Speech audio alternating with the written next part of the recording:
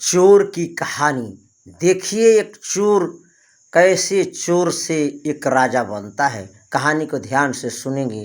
किसी नगर गांव बस्ती में एक चोर रहता था और प्रतिदिन चोरी करके अपना जीवन गुजर बसर करता था। एक दिन रात को चोरी करने निकला। रास्ते में उसे मंदिर दिखाई दिया और मंदिर पर एक साधु महात्मा दिखाई दिए। तो उसके मन में भाव जगा कि चलिए रोज तो चोरी करते हैं, आज महात्मा जी से मिलते हैं और कुछ ज्ञान लेते हैं। महात्मा जी के पास चोर गया, बोला कि महाराज आप अपना मुझे चेला बना लीजिए और चेला बनाकर ऐसा ज्ञान दीजिए कि मैं चोरी भी करता रहूं और मेरा भक्ति भी होता रहे। महाराज बोले कि गजब का आदमी पहला मिला है कि जो आप चोरी भी करोगे और भगवान का भक्ति भी करोगे, ऐसा नहीं हो सकता। चोर आग्रह किया, विनती किया कि नहीं महाराज, कोई ऐसा रास्ता निकालिए जिससे मेरा दोनों होते रहे, चोरी भी करता रहूं और भक्ति भी करता हूँ। महाराज बोले कि ठीक है, मैं 4 बातें बताता हूँ, अगर उसको तुम पालन करेगा तो सब कुछ होता रहेगा, भक्ति भी होगा और तुम चोरी भी करते रहना। चोर बोला ठीक है। महाराज बताए कि पहला, कभी भी किसी का नमक खाना तो नमक हरामी नहीं करना। दूसरी बात बताए कि झूठ नहीं बोलना। तीसरी बात बताए कि अगर किसी दीन दुखी को बिना वस्त्र का देखो तो उसके तन पर वस्त्र डाल देना। और चौथी बात बताए कि कहीं भी भजन कीर्तन सत्संग होता हो तो कितना भी जरूरी काम हो 2 मिनट जरूर रुक करके सत्संग को सुन लेना। चोर यह ज्ञान की बातें लेकर चोरी करने निकला और उस दिन राजा के घर में चोरी करने पहुंच गया और अपना चोरी करके जब वापस आने लगा तो किचन घर में अच्छा अच्छा पकवान का उसको सेंट आया, उसका कुछ खाना भी खा लिया और खाकर घर पर पहुंचा। जब सुबह हुआ तो उसको गुरुजी की बात याद आई कि जिसका नमक खाना तो नमक हरामी नहीं करना। उसने विचार किया और सोच समझ कर के जो चोरी किया था वह सामान लेकर राजा के दरबार में पहुंच गया और राजा के सामने रखकर क्षमा मांगा कि हे महाराज, ये मैं कल आपके घर से चोरी करके ले गया था, इसे वापस करने आया हूँ।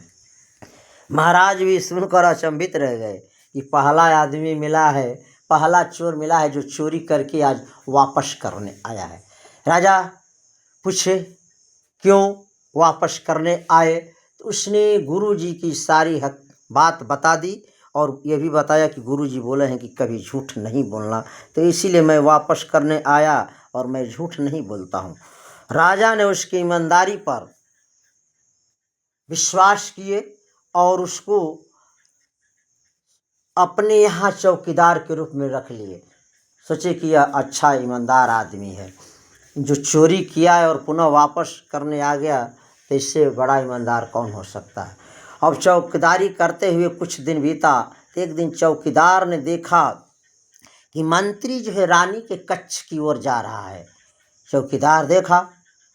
अब कुछ समय के बाद ये भी जिस कक्ष में मंत्री गया था ये गया और वो लोग दरवाज़ा नहीं बंद किए थे, तो इसने दरवाज़ा धीरे से खोला तो ये दोनों अशुद्ध बेशुद्ध होकर निर्वस्त्र सोए हुए थे। ये अपना चादर लिया हुआ था उसके तन पर डाल दिया और तन पर डालकर वापस आ गया। जब मंत्री और रानी जगे तो ये चादर देखकर अचंभित रह गए कि ऐसा कौन कर सकता है। मंत्री को शक हुआ, समझ में आ गया कि ये काम चौकीदार ही कर सकता है। रानी को बताया। रानी ने बोली कि इसका तुरंत जान मरवा दिया जाए, नहीं तो भेद खुल जाएगा और जब भेद खुल जाएगा तो पूरा बवाल हो जाएगा। ये दोनों मिलकर प्लान रच दिए।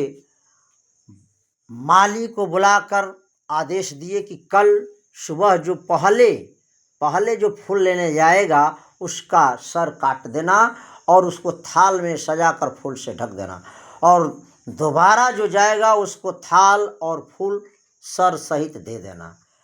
शर्त के अनुसार दूसरे दिन रानी चौकीदार को बुलाकर कही कि जाओ, आज बाग से फूल तुम्हें लाना है।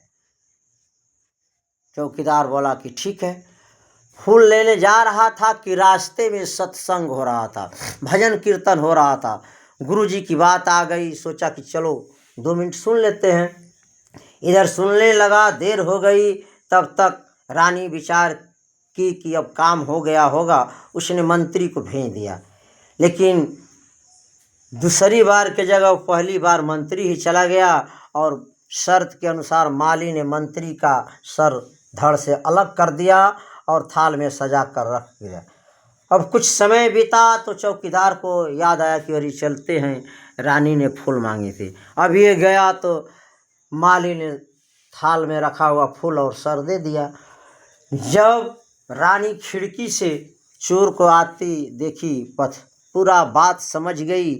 उसने उसके आने से पहले ही राज दरबार में राजा से जाकर कह दी कि महाराज, ये जो चोर आ रहा है, चौकीदार जो आ रहा है, मंत्री की हत्या कर दी है, मंत्री को जान से मार दिया है। राजा भी अचंभित होकर पूछे कि आप ये कैसे जानती हैं कि मंत्री को मार दिया है।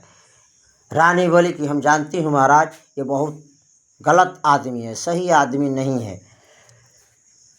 आया चौकीदार, चौकीदार को राज दरबार में पेश किया गया। तो चौकीदार ने, मेरे प्यारे भाई बंधु, पूरी सारी हकीकत, सारी बातें सच सच बता दी। जब राजा ने पूरा हकीकत, सारी सच सच बात सुना तो राजा का दिमाग ठनका। और जब राजा का दिमाग ठनका तो अपना सारा राजपाट चोर को दे करके और जो है संन्यास ले लिया। बोला कि हे चौकीदार, अब तुम इस राज को संभालो, मैं इस राज से मेरा नफरत होने लगा, मुझे कोई मतलब नहीं है। तो मेरे प्यारे भाई बंधु, देखिए आप लोग कि एक चोर ने कैसे सांच बोलकर, नमक हरामी न करके और झूठ न बोलकर, ये सब गुरु के बताए हुए बातों को पालन करके कैसे चोर से एक राजा बन गया। तो आपको कहानी कैसी लगी आप कमेंट में लिखेंगे। Thank you. जय हिंद, जय भारत।